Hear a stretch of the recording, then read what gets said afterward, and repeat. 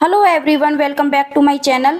आज मैं आपके साथ में शेयर कर रही हूँ राधा अष्टमी की पूजा विधि। फ्रेंड्स, जन्माष्टमी के दिन श्री कृष्ण जी ने जन्म लिया था और राधा अष्टमी के दिन राधा रानी का प्राकट्य हुआ था। उनका जन्म नहीं हुआ था, उनका प्राकट्य हुआ था, इसलिए राधा अष्टमी को उनके जन्म दिवस के रूप में मनाते हैं। फ्रेंड्स, राधा रानी का जन्म दिन के 12 बजे हुआ था।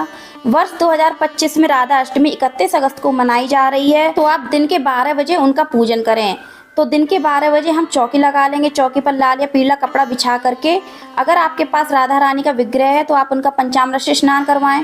अगर राधा रानी का विग्रह नहीं है तो आपके पास लड्डू गोपाल जी का विग्रह है, तो आप लड्डू गोपाल जी को राधा रानी का रूप बना करके मान करके उनका पूजन कर सकते हैं, क्योंकि कृष्ण राधा एक दूसरे में ही समाहित हैं। क्योंकि मेरे पास राधा रानी का विग्रह नहीं है तो मैंने अपने कृष्ण जी को ही राधा रानी का रूप बना करके उनका पूजन किया है। और क्या आप जानते हैं कि हम अपने लड्डू गोपाल जी को अगर राधा अष्टमी के दिन राधा रानी की तरह श्रृंगार करते हैं, उनका पूजन करते हैं, पूर्ण रूप से राधा रानी का रूप धारण करवाते हैं, तो हमारे लड्डू गोपाल जी, हमारे कृष्ण जी बहुत ज्यादा खुश होते हैं। इस प्रकार से हम लड्डू गोपाल जी को पंचामृत से शुद्ध जल से स्नान करवा देंगे और उनको हम नीले रंग के वस्त्र धारण करवाएंगे, क्योंकि हमारी राधा रानी को नीले रंग के वस्त्र अति प्रिय हैं।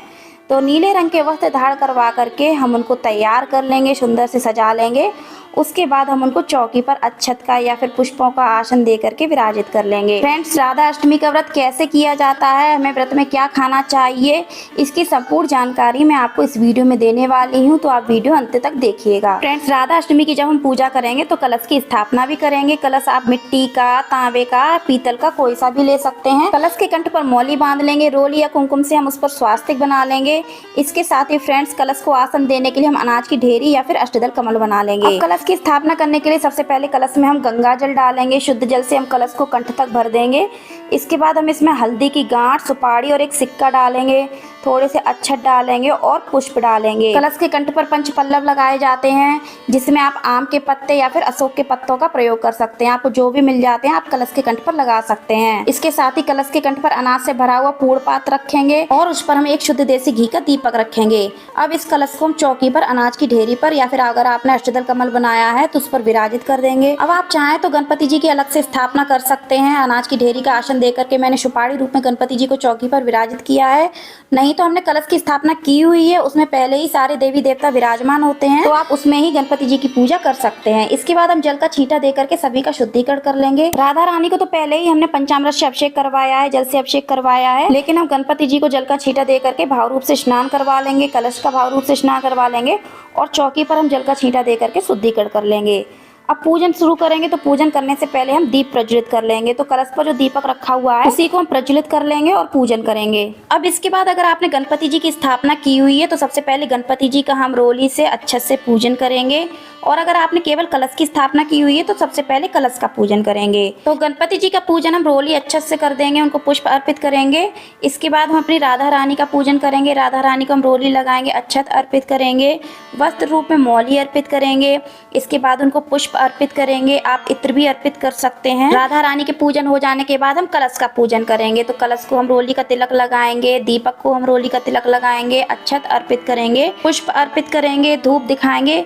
किसी भी देवी देवता को जितनी हम सुगंधित चीजें अर्पित करते हैं, देवी देवता हमारे उतने ही प्रसन्न होते हैं। इसके बाद राधा रानी को भोग अर्पित करेंगे। तो राधा रानी को उनका प्रिय भोग दही वाली अरबी अर्पित करेंगे, पूड़ी अर्पित करेंगे, आप ड्राई फ्रूट्स अर्पित कर सकते हैं, फल अर्पित कर सकते हैं, और जो भी भोग अर्पित करें उसमें तुलसी दल अवश्य रखें और साथ में जल भी अवश्य रखें। फ्रेंड्स, राधा रानी को कड़ी का भोग भी अति प्रिय है, आप कड़ी का भोग भी लगा सकते हैं, उनको 56 भोग भी लगा सकते हैं। गणेश जी के लिए हम अलग से भोग रखेंगे, उसमें हम तुलसी दल नहीं डालेंगे। फ्रेंड्स, राधा अष्टमी का व्रत जरूर करना चाहिए। कहते हैं कि राधा अष्टमी का व्रत करने से हमें 1000 एकादशियों के व्रत करने के बराबर का फल प्राप्त होता है, और ऐसा माना जाता है कि कई पवित्र नदियों में स्नान करने के बराबर का भी पुण्य प्राप्त होता है। तो हमने राधा रानी को श्रृंगार का सामान भी अर्पित किया है। आप 5, 7, 16 श्रृंगार राधा रानी को जरूर अर्पित करें। अब हाथ में थोड़े से अक्षत और पुष्प लेकर के हम राधा अष्टमी व्रत कथा पढ़ेंगे। राधा अष्टमी की कहानी का वीडियो अलग से आपको मेरे चैनल पर मिल जाएगा। वीडियो का लिंक मैं आपको डिस्क्रिप्शन में दे दूंगी। कथा हो जाने के बाद हाथ में जो अक्षत और पुष्प लिए हैं उनको हम राधा रानी के चरणों में अर्पित करेंगे। आप चाहे तो जल के लोटा में अर्पित करके आप सूर्य को अर्घ भी दे सकते हैं पूजा हो जाने के बाद। अब हम आरती करेंगे। तो सबसे पहले हम गणेश जी की आरती करेंगे, फिर हम राधा रानी की आरती करेंगे, कृष्ण जी की आरती करेंगे।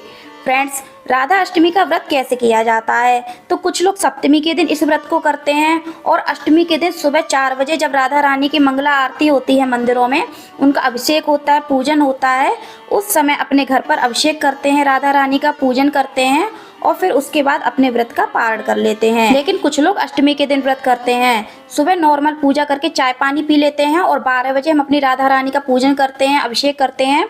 आप चाहे तो 12 बजे तक निर्जल भी रह सकते हैं और उसके बाद उन्हें जो फलाहार खाना होता है वो खा सकते हैं। शाम के समय भी फलाहार रहते हैं और अगले दिन उस व्रत का पारण करते हैं। और तीसरा तरीका ये है जो कि ज्यादातर लोग इस तरीके से करते हैं कि अष्टमी के दिन व्रत करते हैं और 12 बजे जब राधा रानी का पूजन होता है, अभिषेक होता है, उसके बाद वे अपने व्रत का पारण कर लेते हैं।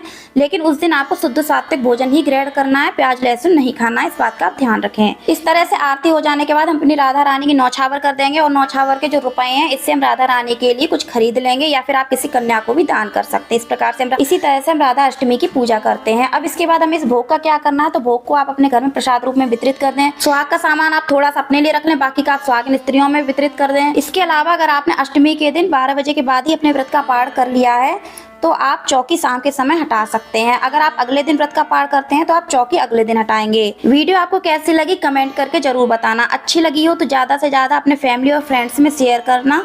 कमेंट में राधे राधे अवश्य लिखना। मिलते हैं फिर किसी नई वीडियो के साथ में। राधे राधे।